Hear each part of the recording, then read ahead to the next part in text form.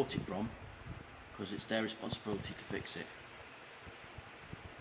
I'm now going to show you some very simple fault finding that you can actually do on the unit, so that you can find out what's wrong with it. There's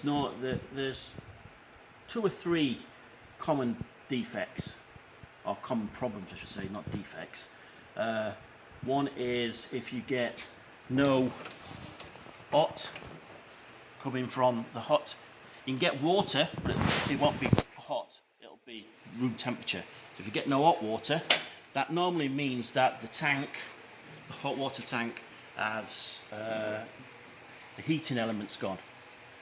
That's not a changeable part, so you have to replace the entire machine. Then you should get water out of here, but if the water's not cold, i.e. it's room temperature as well, then it's normally that the compressor's gone, which is also another part that can't be changed. So it's replaced the entire unit. Also, you notice that on the non-display one, it has hot and cold buttons. So if you've got no hot, always make sure the button is in the on position. And same with cold, that the cold is in the on position before you actually start thinking of changing the unit. Also, these units sometimes leak from that reducer, but that reducer is it's not doing anything. In the next modification, that'll be taken out, so you can actually bypass that. With the display unit, the hot and cold is switched on and off on the display itself by holding either the hot for 3 seconds or the cold for 3 seconds. That will turn the hot and cold on or off.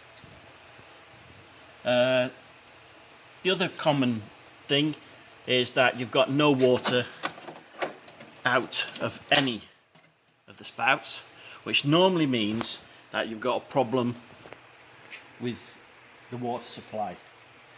The main cause of that is that this has been activated. If you can see, this is a puck which is water activated. If that gets slightly damp, that will raise up enough to cause this to actually flip. So if you come into a unit and you look at it and that's up, then you know that it's had water in it, so you just need to change the puck.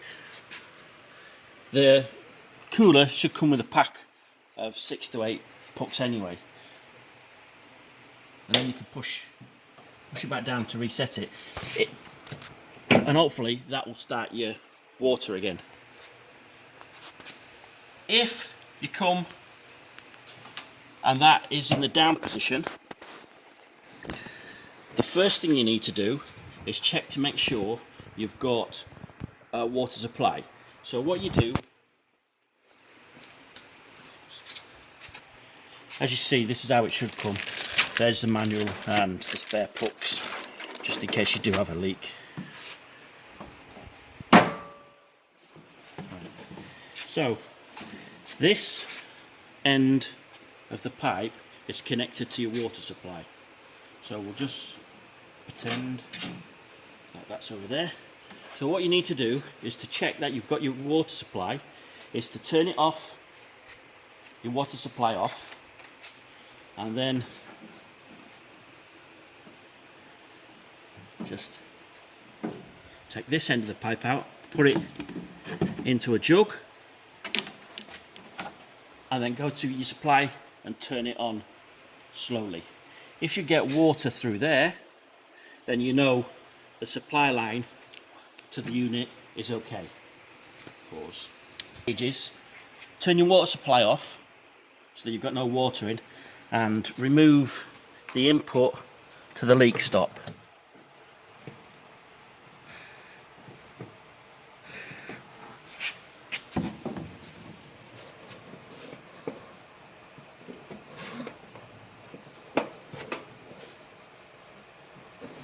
So once again, put this into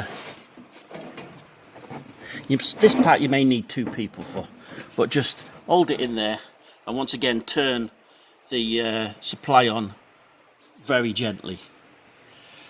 If you get water through to here, you know that you've got the supply to there. If you haven't, it means there's a blockage in this pipe here. So you just need to take the pipe off, blow through it, clear the blockage, and then put it back together. Yeah, I don't know if I mentioned it, but this would be indicated that you're getting no water into the tank by this flashing and beeping. So, but let's go back to this. Right, now we can use the leak stop to control the water. So you lift that up, we can turn on the power supply, and we know we've now got water to there. Once we put this down, water will be transferred through this up and into the solenoid, as you can see. So what we do is we take out the bottom of the solenoid, pipe that goes into the bottom of the solenoid,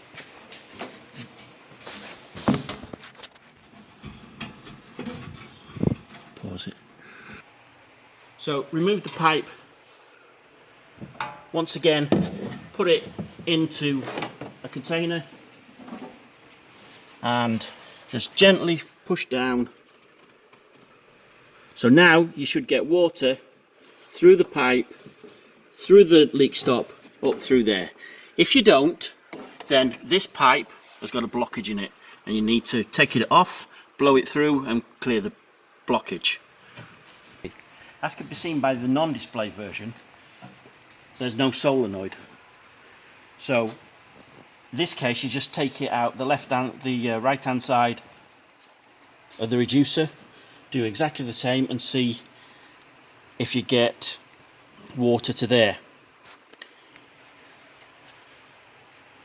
On both models, after the reducer and the solenoid, then it will either go straight to the tank, or if you have filters fitted, it'll go to the filters. I'll show you what to do to test the filters in a little while. Also, you must remember, if it's got a solenoid, right, that solenoid will only activate once you plug the unit into power. So if you've got this without power on, that solenoid, you'll have water up to that solenoid but not after that solenoid. So this makes it open and allows water up to the tank. So the next step is to check that you've got water up to the tank. So you need to just take the 2 screws out,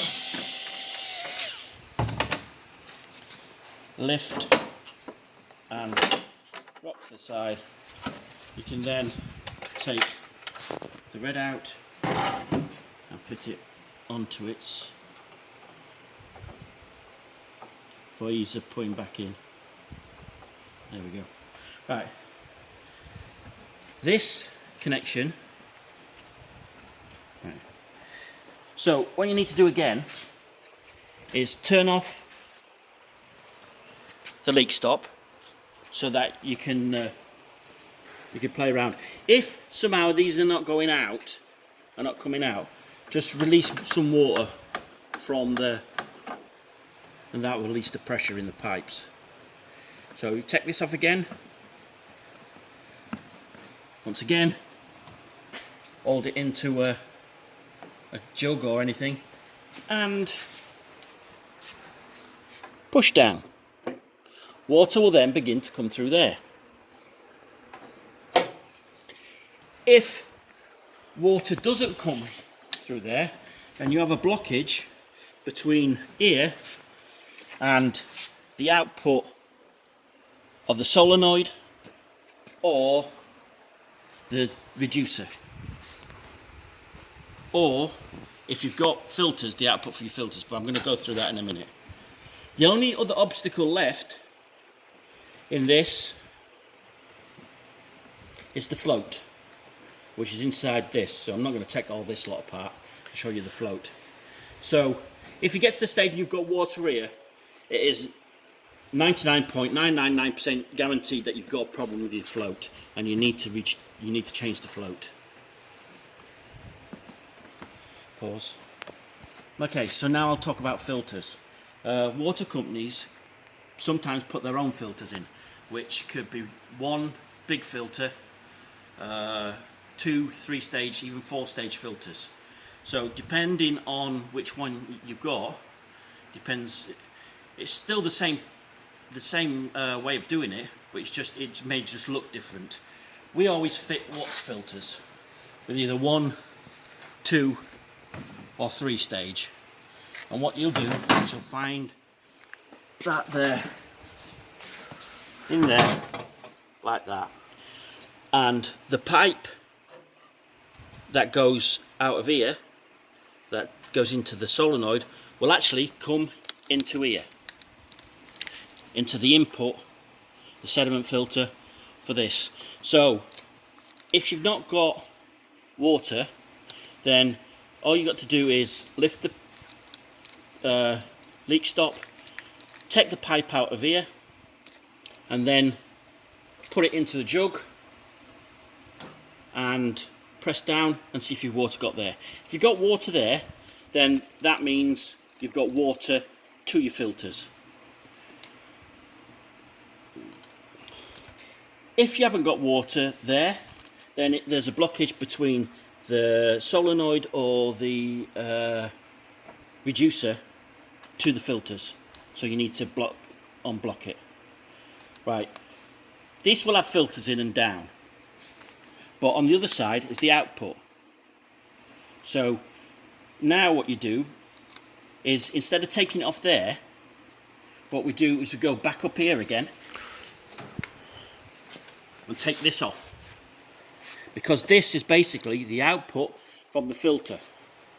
So if you put that into your thingy, your jug, and you press down and you've got water there, it means that your filter block is okay.